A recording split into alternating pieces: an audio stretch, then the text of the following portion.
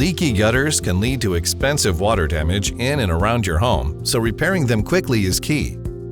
Here's a list of what you'll need to do the job yourself.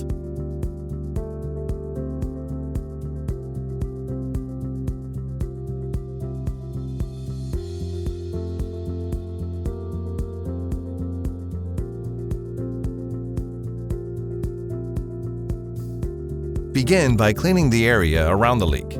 Remove loose debris, then scrub with a wire brush. Rinse and dry thoroughly before moving on to the next step.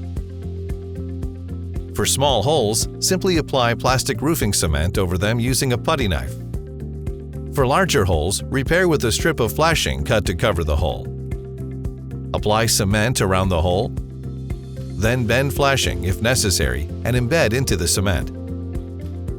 Then feather the cement over the flashing to smooth out any rough edges. Next, remove any screws or connecting hardware at the joint of a leaking or worn portion of the downspout. And clean any old caulk or adhesive from both parts of the joint using a stiff wire brush. Now you're ready to apply a bead of silicone caulk to the joint area and reassemble the gutter system. Finally, add any necessary fasteners or connectors to complete the project.